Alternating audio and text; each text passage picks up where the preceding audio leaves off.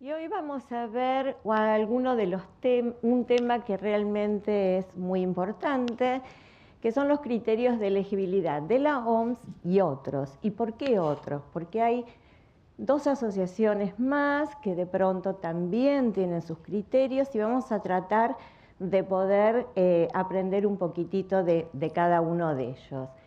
En realidad estos criterios fueron creados hace ya muchos años, que son documentos que nos ayudan a mejorar la calidad de atención en las pacientes, en las mujeres que requieren anticoncepción.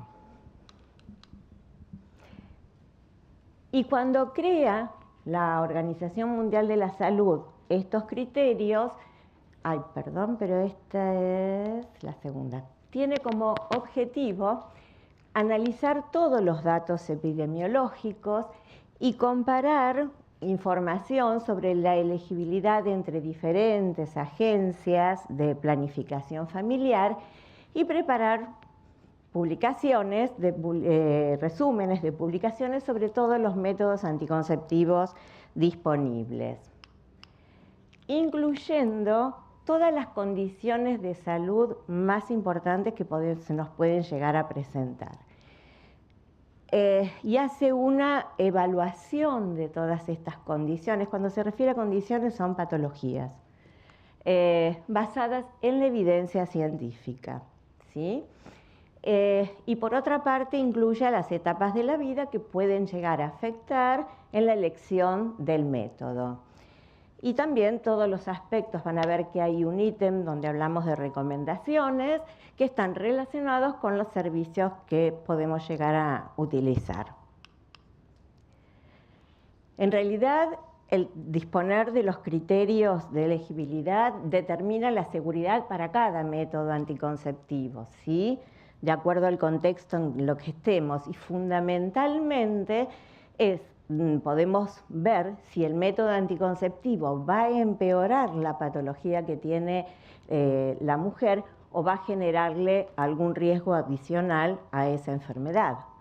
O, por otro lado, si la circunstancia médica reduce la eficacia del método, ¿sí? Entonces, antes hablábamos de contraindicaciones, ¿sí? Ahora hablamos de criterios de elección. Igual siempre se nos escapa la palabra contraindicación. ¿Y cómo comenzó esta historia? Esto comienza en el año 96, en el 94 y en el 95, que se realiza, la OMS realiza 2 reuniones con expertos, y ahí en el año 96 sale la primera edición de la OMS. Después, esta edición, estos criterios se van cambiando cada 4 años, o sea que la segunda edición aparece en el 2000, donde se reúne todo un número de expertos de varios países que revisaron las nuevas evidencias e hicieron cambios con publicando los nuevos criterios. En el 2004 aparece la tercera edición, donde son más los expertos, más los países que participan, y no solo ese grupo estaba formado por expertos o por agentes de planificación, sino que también incluía a clínicos, epidemiólogos, responsables en la formulación de políticas y de programas, como también, obviamente, identificar toda la evidencia científica encontrada en ese tiempo. En el 2009 aparece la 4ª edición, donde aparecen modificaciones de esta tercera, y en el año 2015 aparece la 5ª edición, donde también integrado por un montón de expertos, donde lo que se producen son algunos cambios de algunos criterios que estaban ya en la edición anterior. Y ya se están preparando y juntando evidencia científica para el año 2019, que salga ahí la 6ª edición. Entonces, ¿cómo vamos a usar este documento? En realidad ellos dicen que el contenido que tiene no tiene que ser considerado como una guía propiamente dicha, pero la realidad es que nos ayuda y mucho como para poder orientarnos, o sea, es muy práctico poder tenerlos al lado nuestro, porque obviamente que no nos podemos acordar de todo, por lo menos yo. Y la orientación va a tener que interpretarse en función de cada país, ¿sí? O cada programa, de acuerdo a la diversidad de situaciones que se nos puedan presentar alrededor de todo esto. Para allá. Y acá tenemos un ejemplo. Vamos a ver que hay 3 columnas, ¿sí? La primera columna que marca la condición o la patología, ya sea hipertensión arterial, fumadora, tromboembolismo venoso, etc., ¿sí? La categoría, que vamos a ver que se clasifica de 1 a 4, y aclaraciones o evidencias, ¿sí? A veces hay en la última columna algunas aclaraciones porque esto no es tan taxativo y de pronto uno tiene que hacer concesiones o evaluar cuál sería el método que más conviene. Y van a ver también que dentro de categoría puede estar la I de inicio o de continuación. ¿Y esto qué significa? Inicio es cuando de pronto la condición clínica es previa a la elección del método anticonceptivo. Y la C de continuación es el criterio que vamos a tener en cuenta mientras la persona está utilizando ese método. Cuando de pronto estas siglas no aparecen, no hay ninguna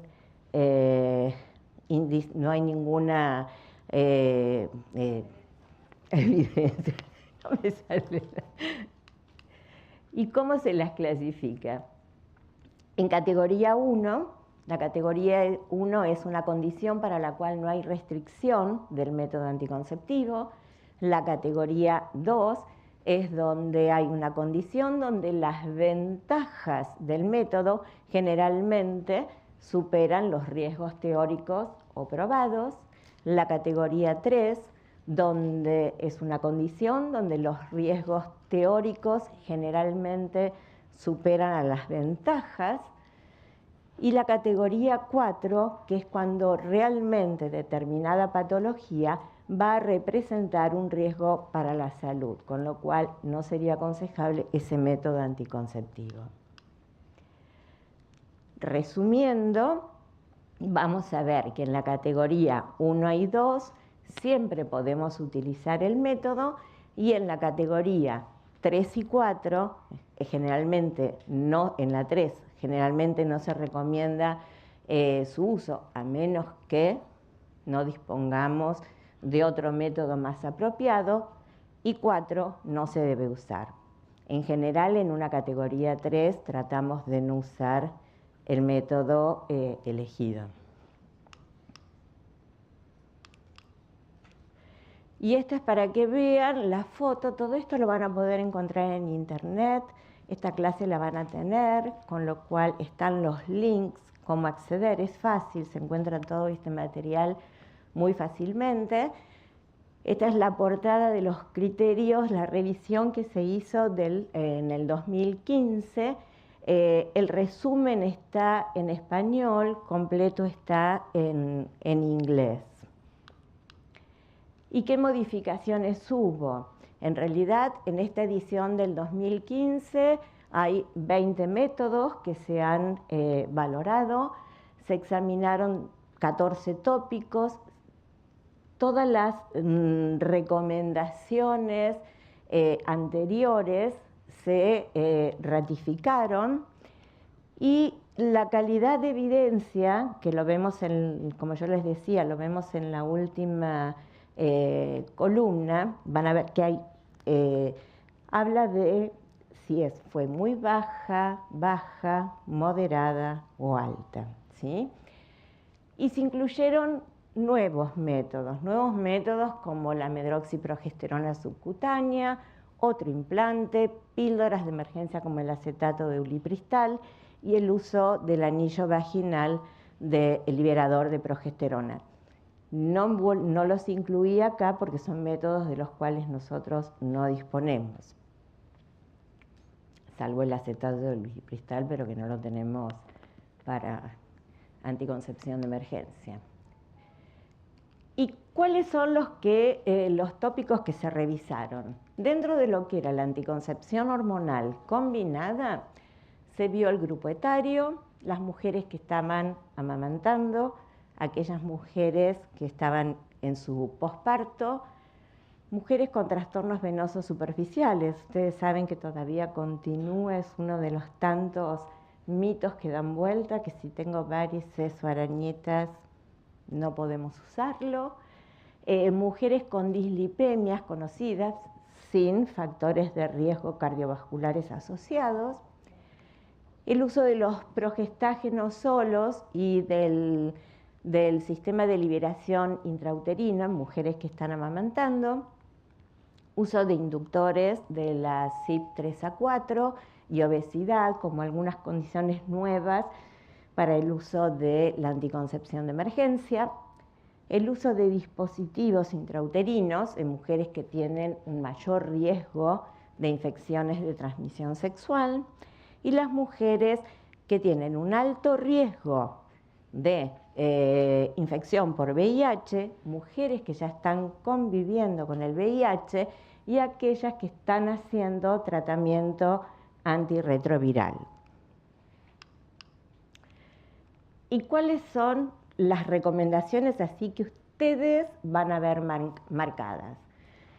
Por ejemplo, combinados por grupo etario. La OMS divide menos de 40, más de 40 años. Resumiendo, la edad es criterio 1, ¿sí? O sea, que la edad no es un impedimento para poder indicar un método anticonceptivo. Recomendaciones para el uso de anticoncepción hormonal en mujeres que están amamantando. Esto sí tenemos que prestarle atención. Menos de 6 semanas posparto. Las mujeres que están amamantando no tienen que usar la anticoncepción hormonal combinada por el peligro de tromboembolismo. Entre más de 6 semanas y menos de 6 meses, principalmente con lactancia, en general tampoco pueden utilizarlo y es una categoría 3 para la anticoncepción hormonal combinada. Y aquellas con más de 6 meses posparto, en general ya pueden utilizar anticonceptivos hormonales combinados, con lo cual es una categoría 2. Después van a ver que lo que marca el CDC hace algunas diferencias en la primera columna, pero todos tienen el mismo objetivo. ¿Qué pasa en aquellas mujeres en el posparto? Menos de 21 días sin factores de riesgo para tromboembolismo venoso. En general, categoría 3, ¿sí? Menos de 21 días posparto con otros factores de riesgo es categoría 4, ¿sí? Entre 21 días y 42 días sin ningún tipo de factor de riesgo para tromboembolismo va a ser una categoría 2, o sea que lo pueden utilizar. ¿Cómo te va? Más de 21 días a 42 días con otros factores de riesgo, ojo, es categoría 3. Y más de 42 días ya pueden utilizar sin ningún tipo de inconveniente, categoría 1. ¿Qué pasa con los trastornos venosos superficiales? Ya sean varices, va a ser una categoría 1 y habla de trombosis venosa superficial, donde en general pueden usar un anticonceptivo combinado. Respecto a las dislipemias conocidas, si es que no existe ningún riesgo ningún factor de riesgo cardiovascular, obviamente van a poder tomar anticonceptivos hormonales combinados, siendo una categoría 2. ¿Qué pasa con los dispositivos intrauterinos en aquellas mujeres que tienen un mayor riesgo de infecciones de transmisión sexual? Y esto realmente quiero que lo recuerden, porque esta es una de las barreras que encontramos frecuentemente para la colocación de un dispositivo intrauterino. Por un lado, pacientes que vienen trayendo este mito, y por otra parte también hay profesionales que todavía piensan, por ejemplo, que en una mujer nulípara o en una adolescente no se pueda colocar un dispositivo intrauterino. Con lo cual esto es muy importante. Por ejemplo, para el inicio del uso de dispositivos intrauterinos, tenemos que muchas mujeres con mayor riesgo de ITS pueden utilizar el DIU de cobre o el DIU con levonorgestrel, y eso es categoría 2, ¿sí? Algunas mujeres que tienen un mayor riesgo de una ITS, o sea, esa probabilidad es bastante alta, por eso está bien la anamnesis y la elección en conjunto, de conocer bien a la paciente, hacer bien la consejería. En general, no deben colocarse un dispositivo intrauterino hasta someterse a las pruebas y o tratamientos correspondientes. Entonces es una categoría 3. Y esto, fíjense que es para el inicio, lo van a ver con la letra I. En cambio, si es para la continuación del uso, va a ser una categoría 2.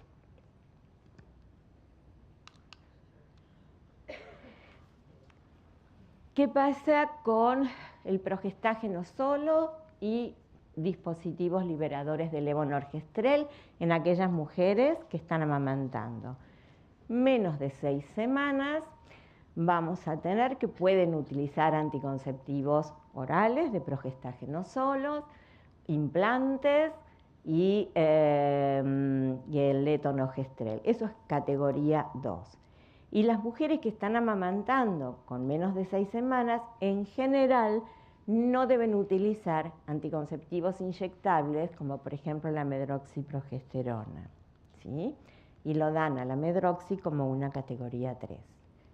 Entre 6 semanas y 6 meses, directamente es categoría 1.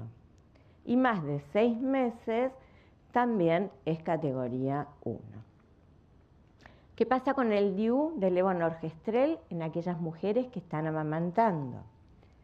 Con menos de 48 horas posparto, pueden utilizar un dispositivo intrauterino categoría 2. Ustedes saben que hoy en día se les está dando mucha importancia a la anticoncepción inmediata post-evento obstétrico, con lo cual es la oportunidad que tenemos ahí a la paciente que ya se pueda ir con un método de larga duración, ¿sí? Para que pueda ir planificando todos sus embarazos. Entre 48 horas a 4 semanas no debe colocarse un dispositivo intrauterino, ¿sí? Con levonorgestrel, y lo dan como categoría 3. Y esto tiene que ver un poco con el tema de la expulsión. Más de 4 semanas posparto es categoría 1, y obviamente que ante una sepsis puerperal no va a ser el método de elección en ese momento. ¿Qué pasa con las píldoras de emergencia? No hubo muchos cambios, salvo 2, ¿sí? Y bueno, y el agregado del acetato de ulipristal. La obesidad pasó a ser tanto para el levonorgestrel como para el uso de un combinado categoría 1, ¿sí? O sea que ya no tendríamos inconveniente con la obesidad. Y por otro lado, con algunos inductores de la enzima CYP3A4, como verán, rifampicina, fenitoína, fenobarbital, la hierba de San Juan y oxacarbamazepina, etcétera, también pasaron a ser categoría 1. ¿Qué pasa con las infecciones de transmisión sexual? La única modificación que hubo fue a nivel de los dispositivos intrauterinos, tanto de cobre como de levonorgestrel, que lo dan en aquellas, como venía diciéndoles, en aquellas mujeres con mayor riesgo de ITS, que estamos entre una categoría 2 y una categoría 3. El resto ha quedado exactamente igual. Fíjense que yo hice una aclaración ahí abajo, y que es alto riesgo de VIH para el CDC del 2016 directamente es una categoría 2. Antes de ayer, hace poquito, apareció las recomendaciones del... No, ayer apareció una aclaración de la Medroxy, pero no lo vamos a tocar ese tema. Pero sí están las nuevas recomendaciones del 2016 para el uso de anticonceptivos hormonales en aquellas mujeres que tienen un alto riesgo de HIV. Y fíjense, tanto lo que son los anticonceptivos hormonales combinados en estas mujeres es categoría 1, ya sea los combinados, parches, anillo y el inyectable. Y acá vemos de los progestágenos que se pueden utilizar los orales, los inyectables y los implantes. Y yo les dije cuando pusimos en el título criterios de elegibilidad de la OMS y otros. ¿Estos otros cuáles son? El CDC, ¿sí? Donde ahí también tienen el link, donde pueden bajar todos estos libros, que también tienen el mismo objetivo, se hacen recomendaciones tanto para mujeres como hombres de acuerdo a las patologías que cada uno presenten. Y aclaran que intentan ayudarnos al profesional para poder hacer la consejería. Y hay más de 1.800 recomendaciones para más de 120 condiciones o patologías y subcondiciones. Cuando salieron los criterios del CDC, ahora del 2016, los dos estuvieron, tanto el CDC como la OMS, venían monitoreando juntos todas las nuevas evidencias. Entonces, con estas nuevas evidencias se evitan conceptos erróneos, teniendo en cuenta quién realmente puede usar con mayor seguridad determinado método. Y esto también ayuda a remover las barreras médicas innecesarias, como por ejemplo con los dispositivos intrauterinos. Y ambos documentos, porque no solamente es el CDC y la Organización Mundial de la Salud, ambos documentos fueron aprobados también por el American College, por la Sociedad de Ginecología Pediátrica y del Adolescente de Norteamérica.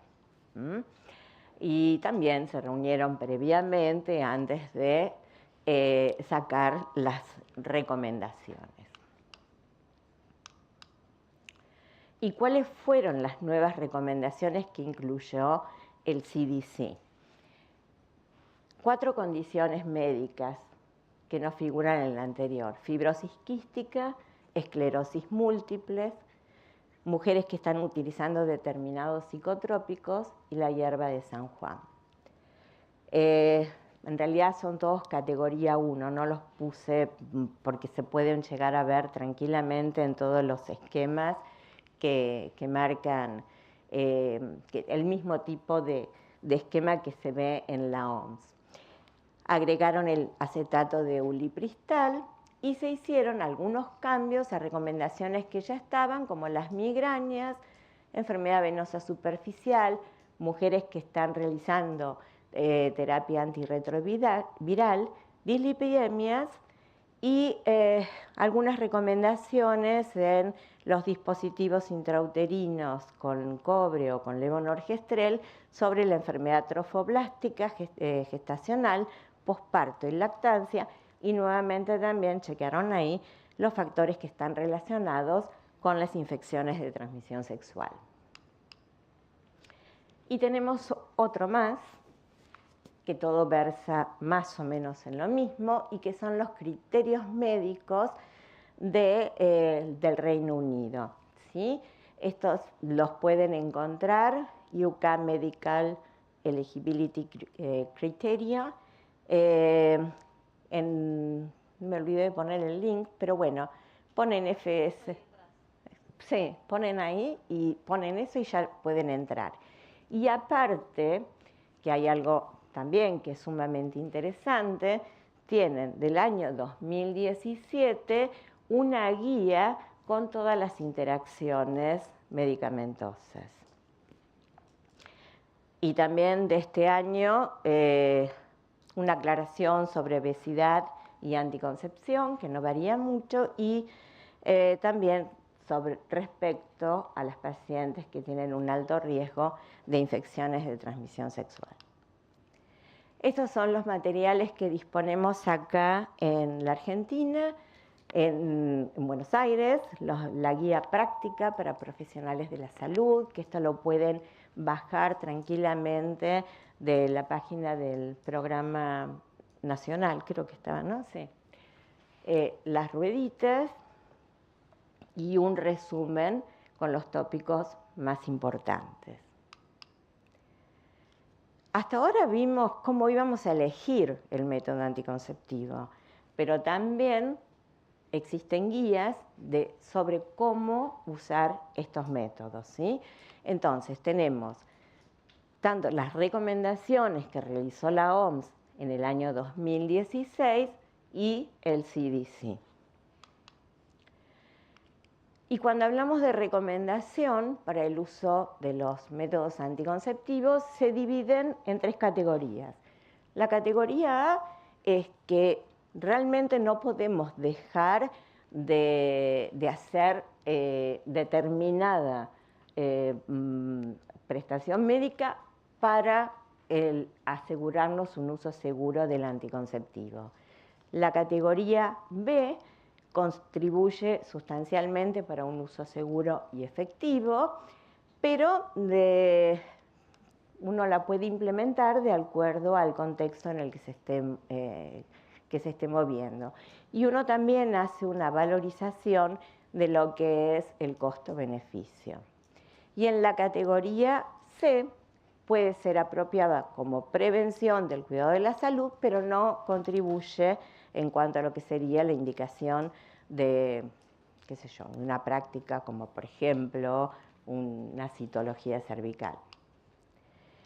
Pero esto es aplicable a personas que son presumiblemente sanas y aquellas con diferentes situaciones médicas de pronto pueden llegar a necesitar algún otro tipo de estudio. Y acá tenemos las distintas situaciones. Fíjense que la categoría A va a ser fundamental para la inserción de un dispositivo con cobre o con levonorgestrel. Y la clínica de ITS, que la ven con una crucecita que ahora vamos a aclararla. Y fíjense que la tensión arterial, que nosotros a través del tiempo venimos marcando que es fundamental, uno no dice que no es fundamental, pero no se debería negar un anticonceptivo si la tensión arterial no puede ser medida, ¿sí? O sea, como yo digo, estamos en el medio de una montaña, tenemos el anticonceptivo, no tenemos el tensiómetro, ¿sí? El anticonceptivo lo damos igual. ¿Y qué pasa con respecto a la clínica de las infecciones de transmisión sexual? Vamos a ir evaluando de acuerdo al contexto en el que estemos. Esto sí que fue un cambio, porque antes era taxativo la toma de la tensión arterial. ¿Qué pasa? Este es del CDC y vean que son más o menos semejantes. El examen para la colocación del dispositivo intrauterino, la tensión arterial para los anticonceptivos hormonales combinados, con algunas aclaraciones. Por ejemplo, para el CDC, si uno no puede tomarle la presión, puede ser informada por la usuaria, ¿sí? No necesitamos, por ejemplo, el índice de masa corporal, pero bueno, de pronto es útil poder pesar a la paciente y calcular su índice de masa corporal por si de pronto tenemos que ver si notamos algún cambio respecto a lo que nos manifiesta la usuaria. Y nuevamente, respecto a lo que serían las infecciones de transmisión sexual, tenemos que no se requiere el screening para ITS, para la inserción de un dispositivo intrauterino. Pero si hay factores de riesgo, sí tenemos que hacer un screening para gono o un screening para clamidia en el momento de la inserción, pero esto no tiene que demorarnos en la colocación de un dispositivo intrauterino, ¿sí? Yo creo que pensando con criterio, de pronto de acuerdo a cómo nos manejamos uno en cada medio, uno también puede hacer un tratamiento empírico y colocar el dispositivo intrauterino, porque va a ser mucho peor que una mujer se nos esté embarazando y sin planificarlo. Otro de los elementos que nos van a ayudar en la práctica diaria es poder valorar la eficacia de todos los métodos que existen, empezando por el más eficaz, como los implantes, los dispositivos intrauterinos y obviamente la anticoncepción quirúrgica. Y esto es una lámina que también la pueden bajar y tenerla ahí para explicarles a las pacientes cuando hacen la consejería el tema de la eficacia de cada uno de los métodos. Otros recursos disponibles son las aplicaciones, ¿sí? Acá tenemos la aplicación del CDC, que esta la pueden bajar a su tablet o a su celular, y fíjense cómo pueden, de acuerdo a la condición, al método, pueden seleccionar el método y cuál va a ser el más efectivo. Esta es la misma aplicación con todas las aclaraciones que de pronto puede presentar cada caso.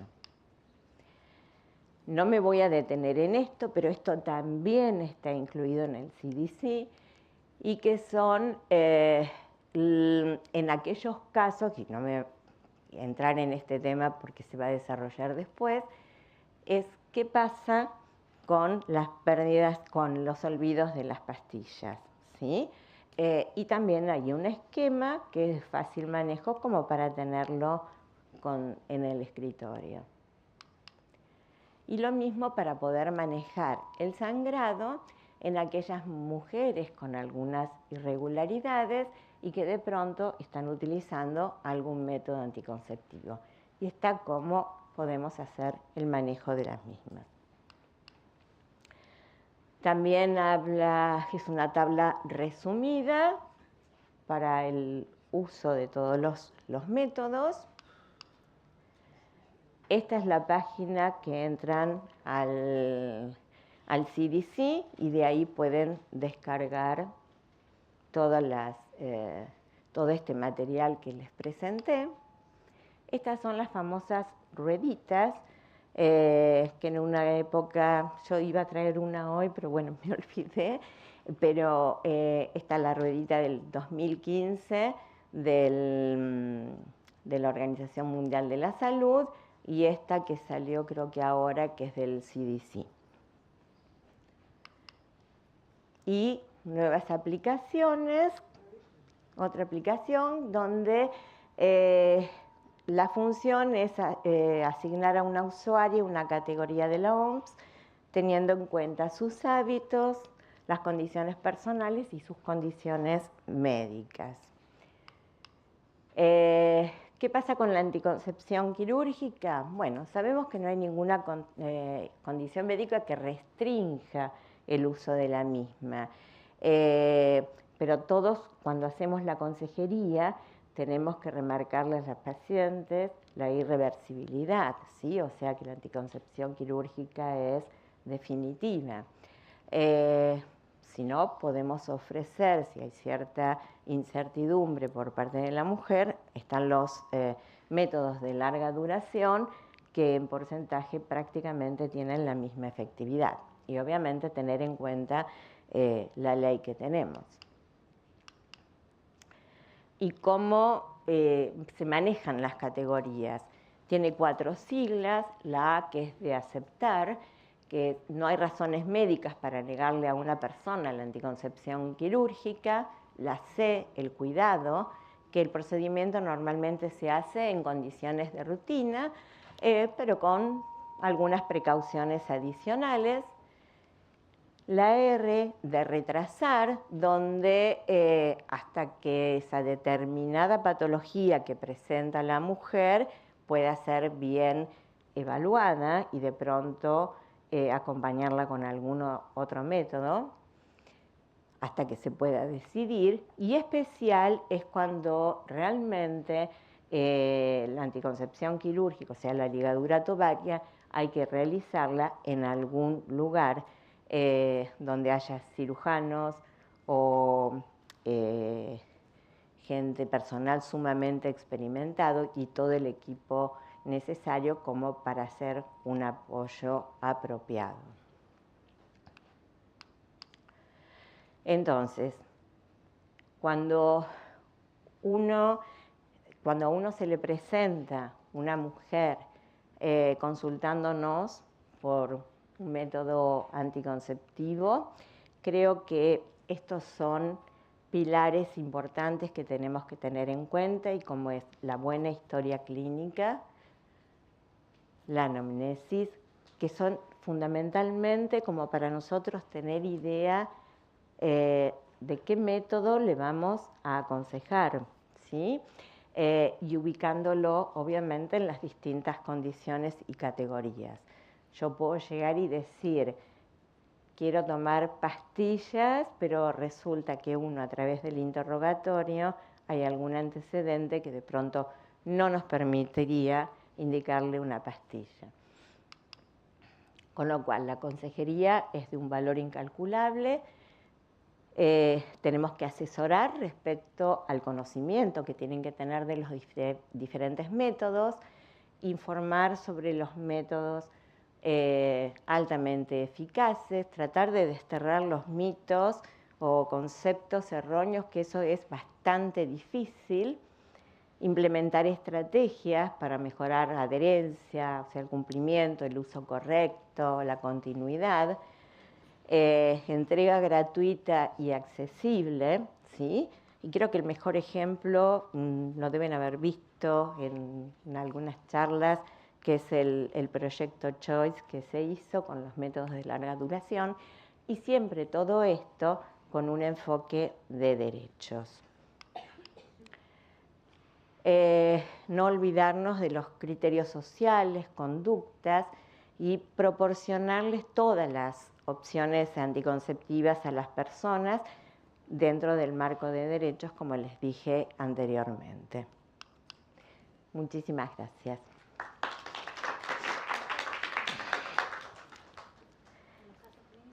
¿Querés dar vos? Yo se me ocurrió, no sé. Posología. ¿Estás grabando? Posología. Y después Después vemos todos los casos clínicos juntos. ¿Quieren que si quieren hacer preguntas? Sí. Como quieran, Sí, porque sí. tengo micrófono. Sí. ¿Alguien quiere hacer alguna pregunta? Hacemos primero y después todos los casos clínicos juntos. Yo los tengo en 3, le voy a dar. Ah, vos los tenés en el... Entonces hace los casos. Hago los casos. ¿Me pones la otra? Sí. casos clínicos. Ahora, ¿alguna pregunta sobre Sí, ella mejor tenía por una las pregunta. dudas? Mejor al caso de esto. ¿Micrófono? A ver, ¿se escucha? ¿No? Somos Sí, pocos. se escucha. Yo porque ya grabamos. No, no sale todo. Yo me perdí un poquito, pero donde mencionó en cuanto a los inductores, que incluye rifampicina, fenobarbital, bueno, y algunos antirretrovirales, hierba de San Juan, que pasaban a categoría 1. Sí. ¿Se refería a CONACO? Sí, sí, sí. No, carbamazepina, No, rifampicina, Porque no. me perdí. No. Ah, ¿En cuanto a qué métodos se modificaron, que pasaron a uno por uno? sí, son los combinados ahí, ojo. Con la rifampicina son los combinados, ahí no es categoría 1. Por eso ya Esa es- Por eso yo no te Ah, no, entonces son progestaciones solos, perdón. por eso yo Ah. lo tenía así, digo, no puede ser. Es- Es a los POP. Así es. Porque actúa con la misma isoenzima, la citocromo P450. Todo sigue igual para los sacos. Sí. Por eso digo, no puede ser. Para los combinados orales. Era para... No los Yo lo que antibióticos, amoxidal y todos esos antibióticos. Rifampicina, Nada más. Rifampicina solamente. Sí. fenobarbital, carbamazepina, Todos esos. efavirenz, hierba de San Juan. Ujú. Yo lo único que mencioné son las modificaciones. Sí, por eso yo las anoté. Porque, porque no, el otro está bien. Igual, en ese resumen ejecutivo que está en español, está todo ahí puesto, y están en los cuadritos.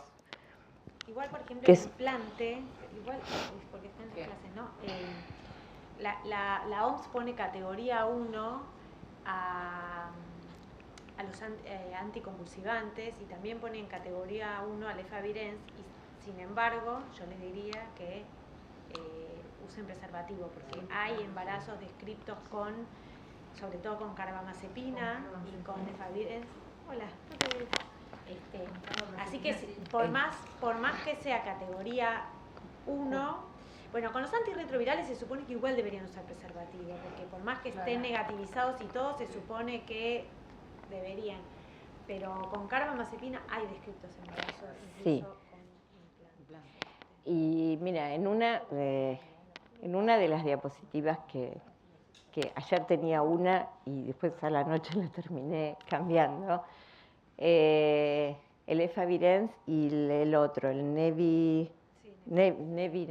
nevirapine, se los estaba dando como categoría 4 y en la cuarta edición, en la edición del 2015, no esta que se modificó, en la del 2009, lo daba como categoría 4 y ahora es como que hay esa alerta no estaría. O sea, hay todavía ciertas modificaciones, con lo cual esto uno tiene que ir entrando y mirando a ver qué modificaciones han habido.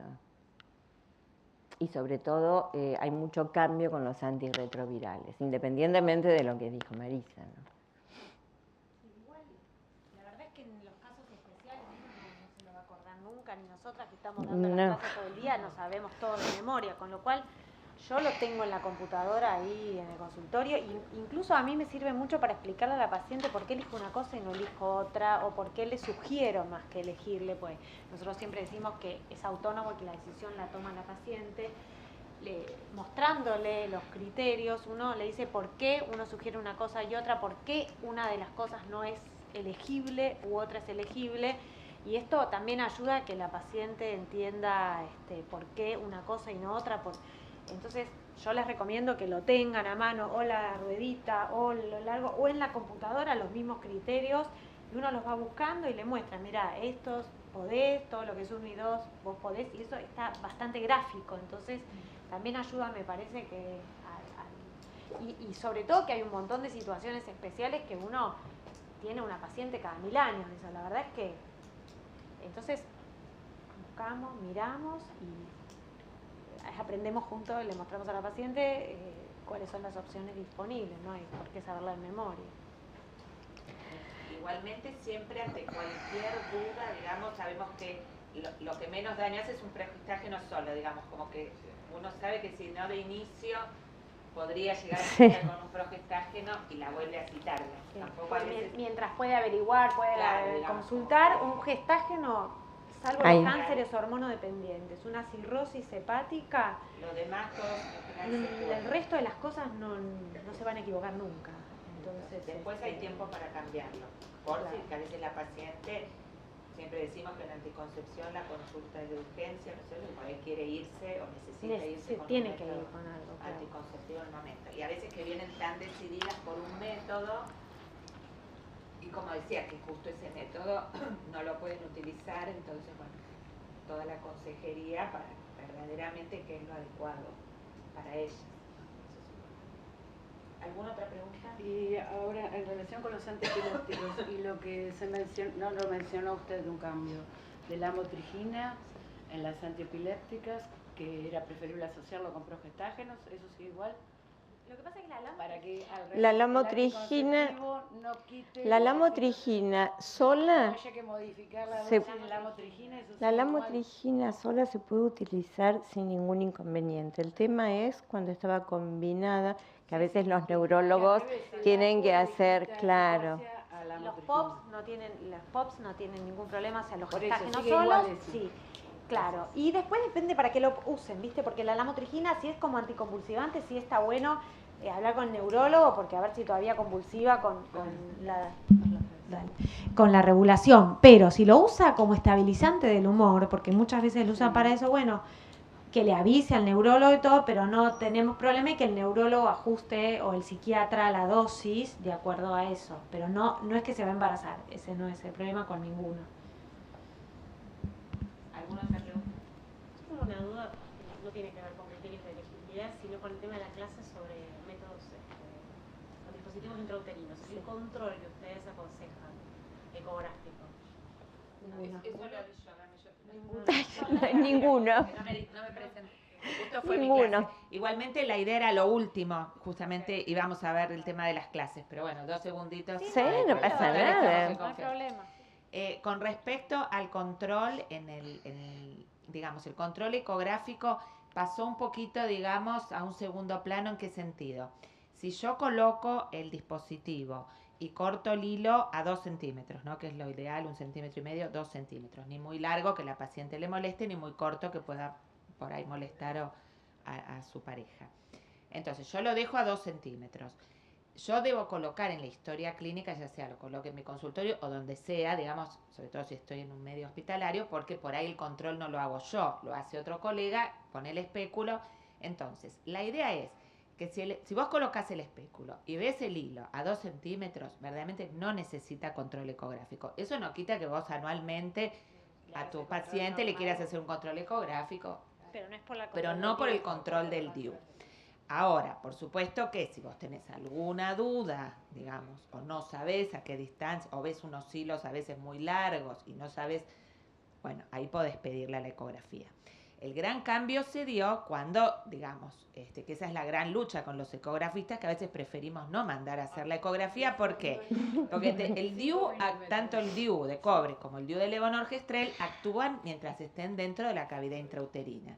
Entonces, cuando te ponen que está a 3 centímetros, si tiene un útero de 8 centímetros y está a 3 centímetros del fondo, está dentro del útero y a mí no me molesta y sigue actuando. Y la iatrogenia que hace de explicarle a viste que no se privan de dar sus opiniones, que está bueno cuando corresponde, pero vaya urgente, use preservativo y después remontar, o sea, todos, hablando de anticoncepción, la cantidad de mitos y prejuicios y conceptos erróneos que arrastra la gente, que a veces nos llevan las consultas mucho más tiempo desterrar mitos, ¿no es cierto?, que la indicación en sí. Entonces hace más daño o iatrogenia que lo que, digamos. Por eso no pusimos ese un control. Yo, digamos, luego de la colocación, en general, si se puede, es controlar a la semana, siempre por vía, o sea, la clínica. Ponemos el espéculo y vemos los hilos. A mí personalmente me gusta para quedarme más tranquila yo y la paciente a la semana, al mes, porque sabemos que la principal que en general no es muy poca, pero si llega a haber una EPI, principalmente es dentro de los primeros 20 días. Entonces, si yo la controlo al mes, puedo llegar a detectar alguna alteración. Y después a los 6 meses. Cada 6 meses no es necesario ningún otro control. No sé si te aclaré. Bueno, seguimos entonces. Sí. Cuando uno se firma el consentimiento informado para Sí. colocar DIU, No es necesario. dice que la ecografía primera se hace después de la primera menstruación, la segunda... ¿En qué consentimiento? ¿Qué El consentimiento? consentimiento informado hay que ¿Pero de dónde? Porque yo uso un consentimiento... Cada cual usa informado. el- Bueno, yo No, para ese colocar... está- Es que igual para dice colocar no es DIU, necesario. consentimiento Mandar una informado. El de nación no dice que El era... consentimiento informado no es necesario, no es Claro. obligatorio, no es universal y no es obligatorio. Tampoco Sí. por la ley es necesario que lo firmes. Bueno, a Vos mí te me da hicieron un problema tranquilidad. por no haberlo firmado con una paciente. Claro, bueno, eso... En una Sí, institución sí. pública Puede quizás podría ser. Sí, no, Pero- pero no es obligatorio. El otro día lo explicó Barín, el abogado de médicos municipales y de todo justamente. Pero además, ese que vos estás usando, no sé de dónde lo sacaste. No hay ninguna indicación de pedido de ecografía para control No, de no, DIU. No, nunca. eso no. La Es más, bibliografía te voy a decir no otra lo- cosa. Yo hice una búsqueda, no encontré un solo lugar en este mundo publicado que diga a cuánto tiene que estar un DIU puesto. No sé de dónde lo sacaron No los sé. ecografistas, de dónde apareció esto, pero escrito en papel o en publicado no está en ningún lado. Sí. Yo lo busqué especialmente por todos lados cuando hicimos el consenso, ¿te Sí, acordás sí, del sí, DIU sí. de Amada? Lo del consentimiento, digamos, es en los lugares públicos, es verdad, pues nosotros en el hospital hacemos firmar un consentimiento que viene de nación. El consentimiento nuestro no dice eso, que es el consentimiento de nación. Por supuesto que vos siempre en toda práctica médica queda a criterio del profesional. Si vos querés sentirte más seguro, nosotros por ejemplo nos ha pasado ahora en el hospital, digamos, yo trabajo con Carlota en la misma sección, colocamos bastante DIU, se nos dio que en los últimos tiempos, y eso que colocamos en adolescentes, que es categoría 2 de la OMS, y lo hacemos hace 1000 años, no sabemos qué pasó en los últimos tiempos, tuvimos algunas expulsiones y dijimos, bueno, vamos a por ahí pedir una ecografía a ver si, para quedarnos nosotras tranquilas que esté bien colocado, que seguramente lo está porque lo hacemos hace 30 años. Pero bueno, digamos, como que en determinado caso específico, no sabemos si son los DIU que vinieron con algún problema, no sé, algo, por suerte ahora ya no, pero hubo algunos casos. Entonces, cada uno el criterio médico lo va modificando o viendo sobre la marcha según lo que vos clínicamente consideres, ¿no? Si a vos te da más seguridad pedir una ecografía y tenés el medio para hacerlo, pero no es un requisito de control o sobre todo de colocación, que a veces... Pero esto tiene un fundamento, perdón Gaby, el fundamento es que el mecanismo de acción lo tiene el cobre o lo tiene el gentágeno. Entonces, no es que el DIU tiene que la fantasía de la gente que tapa las trompas y por eso no se embaraza y por eso tiene que estar ubicado ahí porque si no tapa las trompas se embaraza. El mecanismo de acción lo tiene el cobre. Incluso si está en el cuello tiene mecanismo de acción. Lo que pasa es que si está en el cuello va a traer dolor, va a Y traer sí, hay más riesgo de sangrado, y va a expulsión. traer molestias y entonces Ahí hay que realmente, sacarlo, sí. claro, realmente va a estar incómoda. Pero No, si ahí está hay por que encima sacarlo. del orificio cervical interno, no hay ningún problema y el mecanismo de acción funciona. Y si falla, falla el método, que tiene una falla del 0,2 al 0,8% el de cobre y 0,2 el de progesterona. Pero va a depender de la falla de método, no de que Sí. esté ubicado más arriba o más abajo. Entonces, este es el fundamento de por qué no es necesaria la ecografía y por qué si vos ves los hilos, el DIU está más o menos como lo dejaste. Y si no hay una queja de la paciente que viene por dolor o por sangrado, que ahí entonces obviamente decís, le pido una ecografía porque por ahí lo tiene en el cuello y Ahí sí. y si Pero en sí, se general lo- uno ve los hilos, o mismo cuando haces también un tacto vaginal, a veces tocas el tallo. A veces puedes tocar el tallo. Sí, doctora. Yo dos comentarios quería hacer. Por un lado, el consentimiento informado, hace años que lo implementamos en el interpúblico y yo también lo incorporé a la práctica privada después de que en el círculo médico me dijeron que tenían una demanda hacia un ginecólogo porque supuestamente la paciente no sabía que podía tener hipermenorrea, lo cual le ocasionó hemorragias y todo el típico verso que pueden llegar a fundamentar para hacer una demanda. Y bueno, es una demanda que probablemente no prospere, pero no sé en qué terminó. Pero bueno, es una forma de cubrirse. Sí, porque sí. no hay- Mira, dice los riesgos de perforación uterina. Sí, Pero no sí. te cubre. a ver, el consentimiento informado que tenemos nosotros, que se hizo hace muchísimo tiempo y vino del programa de Ciudad de Buenos Aires,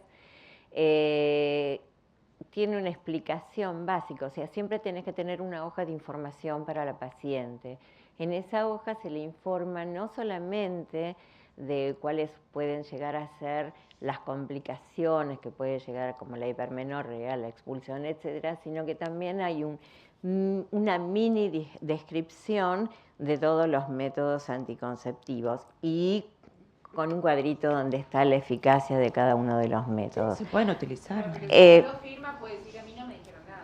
Sí, sí, lo firma también. Lo firman. No, que A ver, no comprendió lo que estaba firmando, bueno, eso, Sí. bueno, Pero es algo legalmente. sí, está bien, igual eso Sí, se puede. depende de cada uno de nosotros y cada uno hace lo que más cómodo se siente. nosotros la al práctica- trabajar en un hospital público Sí, lo es hacemos. necesario que tengamos este tipo de cosas. Y por otro lado, el tema de la ecografía, considero que, bueno, para que después uno se quede tranquila de que está bien colocado y que no haya reclamos posteriores a decir, en realidad me lo colocó mal, desde el vamos. Entonces, para asegurarse de que tiene, Pero la está todo bien y que después, Sí, pero a vos le haces la ecografía hoy, mañana se le bajó. Vos le revisás las mamas y anotás que no tiene problema y Claro, si la señora después tiene algo va a decir que vos no, es lo mismo, si vos pones que los Sí. hilos...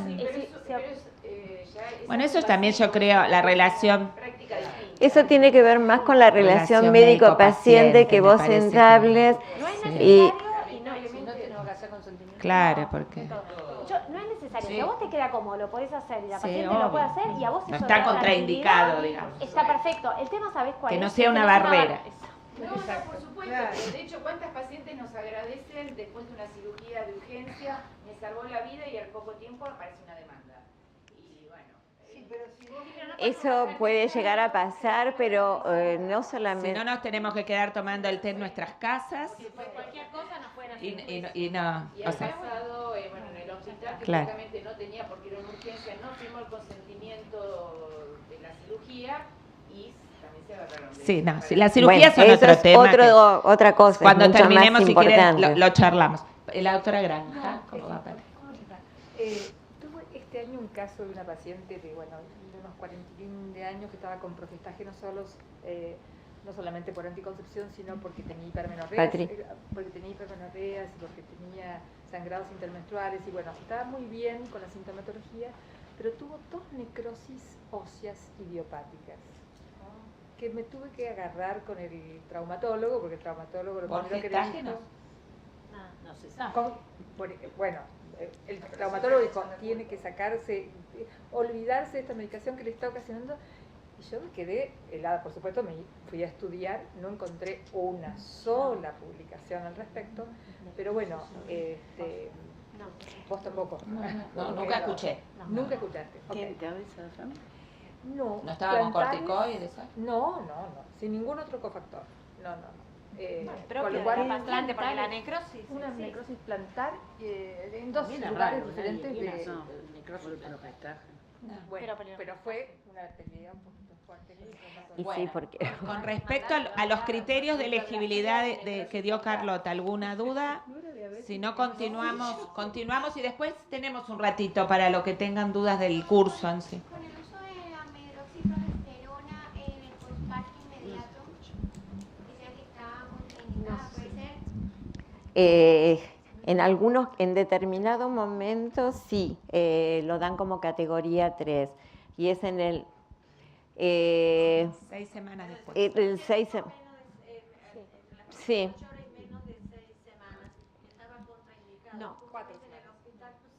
No, pero es que Es es que- que es así, es 3, no es 4, pero Es 3. eso es la Organización Mundial de la Salud. El CDC y el UCA, los criterios ingleses, no lo contraindican. Y hace muchísimos años que se usa en todos lados sin ningún Y no pasa inconveniente, absolutamente y nada. lo seguimos usando. La Organización Mundial de la Salud es el más estricto de todos. hasta el 2015 no dejaba usar gestágenos solos en la lactancia, cuando todo el resto de los criterios los tenía habilitados y sabíamos que no había ningún problema.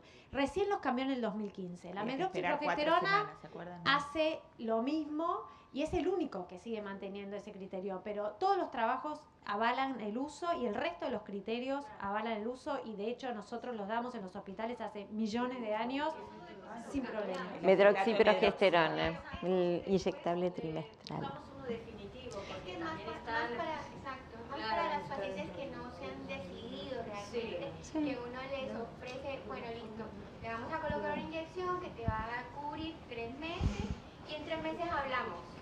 Es algo así. Sí, es que no hay problema, se puede usar. Igual hoy en día acá tenemos también para ofrecerles implantes y DIU, que la idea va por ese lado, pero sí. No, se puede usar sin ningún problema, y encima, y además sabemos que da osteoporosis, por ejemplo, pero no es un problema, porque un embarazo nuevo o lactancia de nuevo va a ser mucho más osteoporótica, entonces ante la nada siempre es mejor eso. Obvio que si podemos elegir después otra cosa lo vamos a cambiar, pero así todo.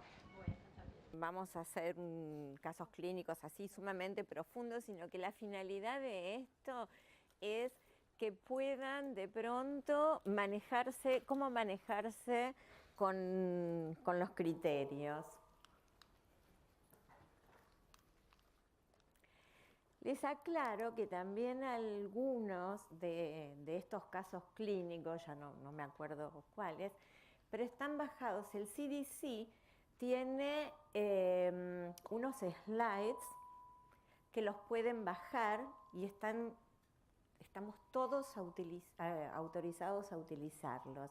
Entonces, bueno, algunos de los casos medio los acondicioné, pero también existe esa posibilidad, incluso la parte de la clase.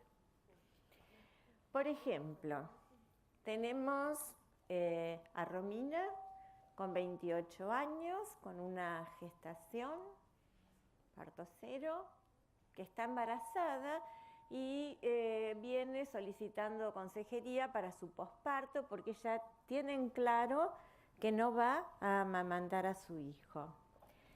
Entonces, ¿qué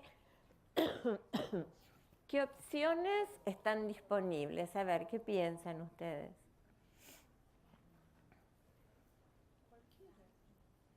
Perfecto, cualquiera. Sí. Está bárbaro. Entonces, era así, era cualquiera. Había que contestar eso. ¿Por qué? Porque, por ejemplo, el dispositivo, ya sea con cobre o con levonorgestrel, ya lo podemos colocar, según el CDC, lo podemos colocar a los 10 minutos del alumbramiento, es categoría 1. Y dentro de los 10 minutos del alumbramiento a 4 semanas, es una categoría 2. ¿Sí? Para el CDC, por eso. Esas son las diferencias. No, porque van a ver abajo. O sea, a veces hay que chequear, por eso es que son los casos clínicos. En general, la mayoría de las veces nos manejamos con la Organización Mundial de la Salud, pero puede haber diferencias entre el CDC, el Reino Unido y esta. Por eso hice las aclaraciones. Yo, por ejemplo, esta paciente respetaría el tiempo porque, por otro lado, por lo que uno puede ver, es una paciente que ya tiene una decisión, o sea, ya primero va a buscar una anticoncepción estando embarazada para el posparto, por lo cual quiere decir que es una paciente que por ahí uno la puede seguir, responsable, ¿no? Ya sabe que no va a amamantar, no sé por qué, pero bueno, es su decisión. Entonces, por ahí sabemos que la vamos a poder citar a las 4 semanas. Por lo cual Perfecto. yo se lo colocaría recién ahí. Todo lo que sea con progesterona, ¿no? Está. Si de pronto es un anticonceptivo oral combinado, o es un anillo vaginal, o un parche, o un inyectable, y tiene 21 días, menos de 21 días en el posparto, para el CDC y para la Organización Mundial de la Salud va a ser categoría 4. ¿Sí? Entre 21 a 42 días posparto con otros factores de riesgo para el CDC y la OMS es categoría 3. Esto es fundamentalmente la diferencia que quiero que tengan en cuenta. No siempre son iguales. Es bueno hacer de pronto una consulta con algunos de los otros documentos. ¿Y qué pasa con los progestágenos solos? Que esto lo vimos anteriormente. Obviamente, ya sea menos de 21 días, entre 21 y 42, con factores de riesgo, sin factores de riesgo, es categoría 1 para el CDC y la Organización Mundial de la Salud. Pero lo que más me interesaba era esto, para que puedan tener en cuenta.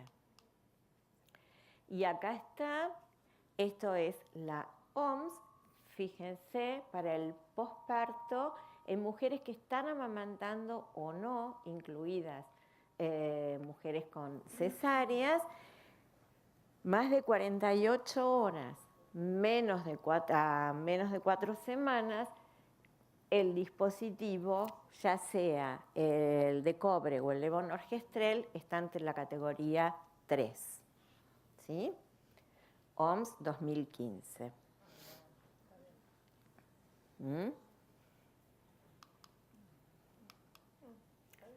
Este sería uno. Ese es el objetivo de estos casos clínicos.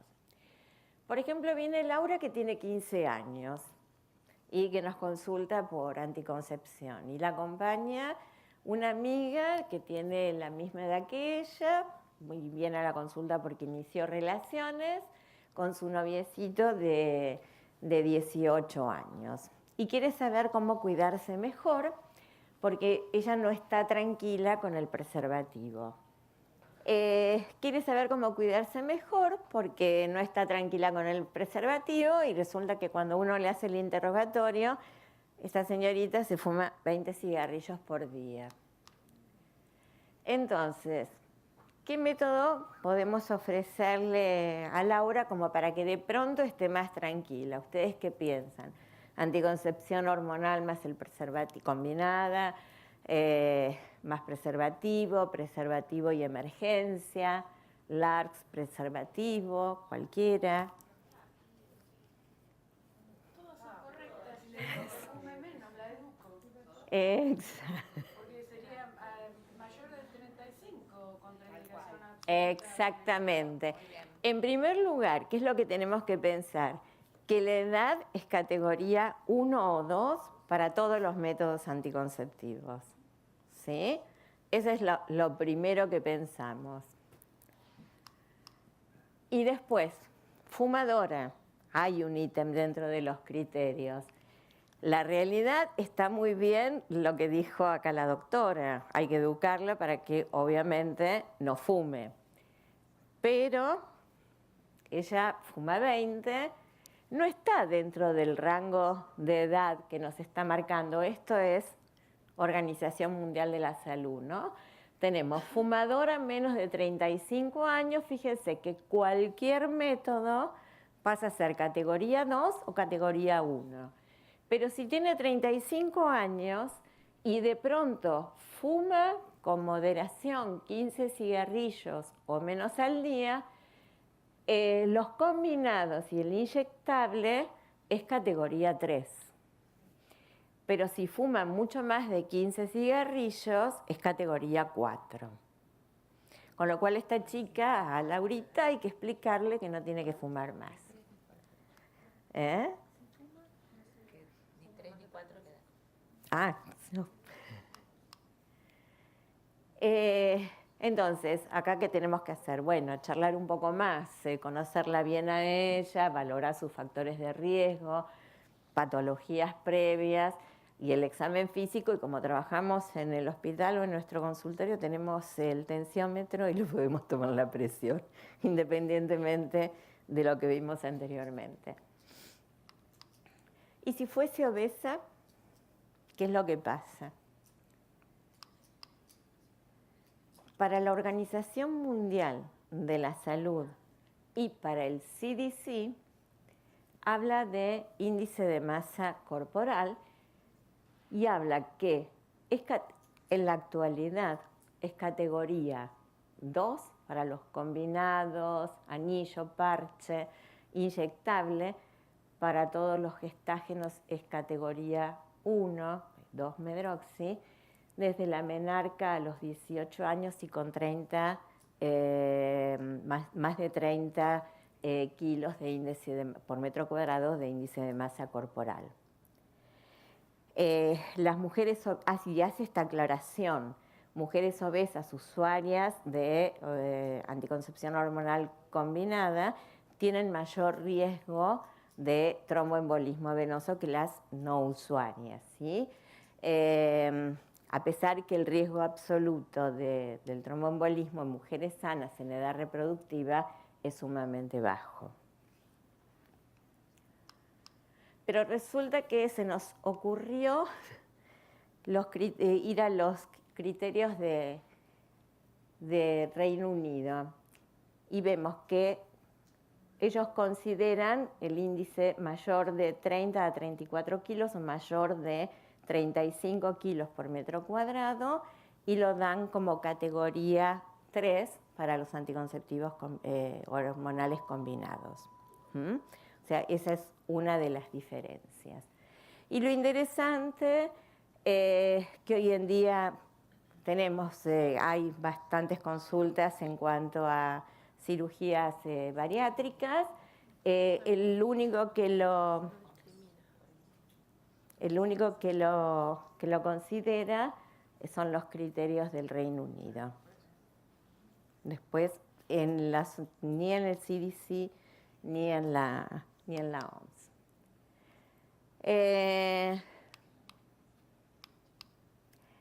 ¿Qué pasa con la obesidad y la anticoncepción de emergencia? La tenemos a Laura con sus 15 años. La OMS y el CDC dan categoría 1 y categoría 2, o sea que no tenemos ningún inconveniente. Y en líneas generales, la anticoncepción de emergencia es categoría 1 y 2 porque es únicamente para la emergencia. Bueno, en realidad esta parte tendría que haber salido antes, porque Laura es muy caprichosa y quiere, después de haberle hecho la consejería, que quería usar solo condón y no hacer actividad física, entonces teníamos que ir a la anticoncepción de emergencia. Puede ser menos efectiva en aquellas usuarias con índice de masa corporal mayor de 30. Pero resulta que Laura hace un año tuvo que ser medicada por una infección de transmisión sexual. Y bueno, no quiere usar preservativo, que primero vino a buscar un método, o después sí el preservativo, no el preservativo, y ahora quiere ponerse un DIU. ¿Qué vamos a valorar? ¿La edad? No tenemos ningún inconveniente. ¿Qué es lo que nos marcan los criterios? Que esto ya lo vimos, para el inicio, si estamos con una cervicitis purulenta, una infección por clamidia o gono, eso va a ser para el inicio una categoría 4, ¿sí? Para la continuidad, ningún problema. En otras infecciones de transmisión sexual o vaginitis, donde incluimos a las tricomonas y las gardenelas, es un criterio 2, y si hay un riesgo alto de ITS, como yo les mencioné anteriormente, va a estar entre un 2 y un 3. Tenemos que valorar en el contexto en que nos movemos. ¿Y qué pasa con la enfermedad pelviana inflamatoria? Si no hay factores de riesgo y ya ha tenido un embarazo posterior, tanto para el inicio como para la continuidad va a ser una categoría 1, sin embarazo posterior, una categoría 2. O sea, no vamos a tener inconveniente. Si obviamente está cursando una enfermedad pelviana inflamatoria, va a ser categoría 4.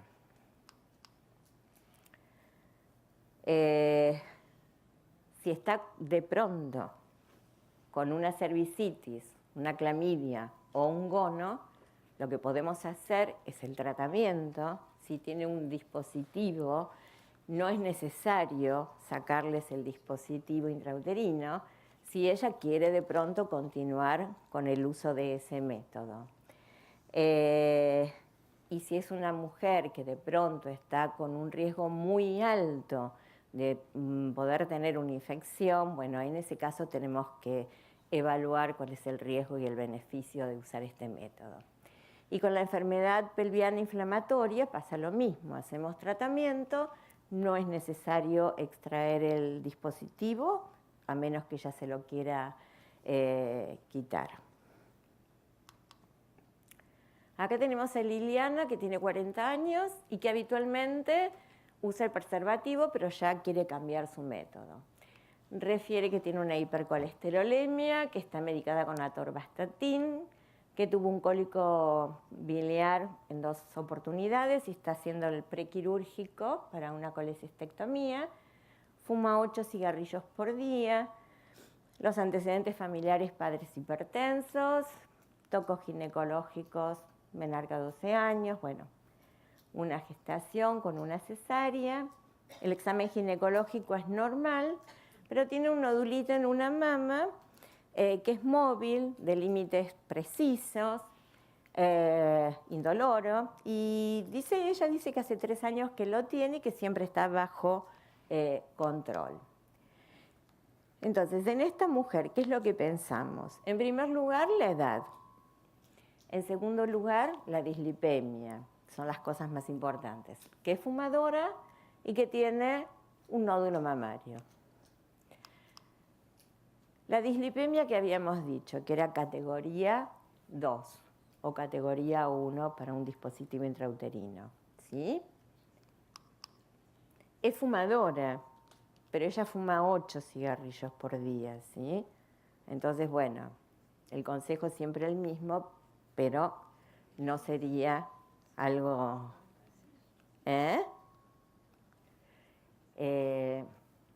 sería una categoría 2. 3, perdón, 3, me equivoqué. ¿Y qué pasa con el nódulo mamario? La verdad que cuando hay una masa que no está diagnosticada, pero que tiene todas las características de benignidad y con una presunción, como el de pronto tenía Liliana, y por más que tenga el antecedente de una historia familiar de cáncer, es categoría 1 o es categoría 2.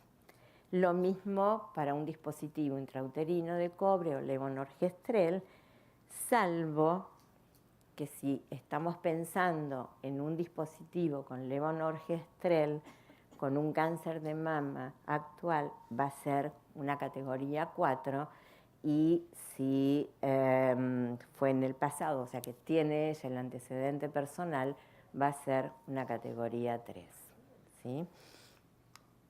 Y nada más. Muy bien. ¿Y entonces qué elegimos?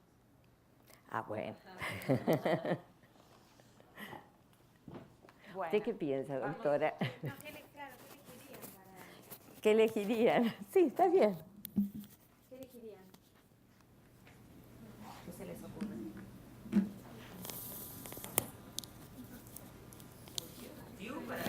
Sería, digamos, una opción que tiene Claro.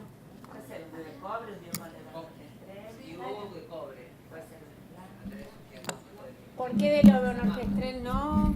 El de levonorgestrel también puede ser. ¿Quién dijo que no? Porque de pronto...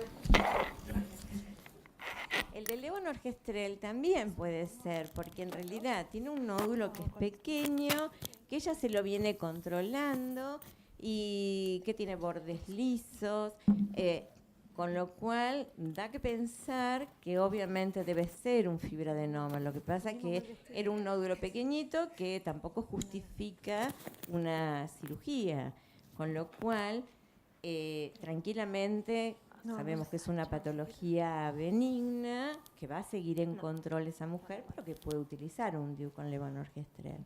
O sea, no tendría impedimento para nada. Sí.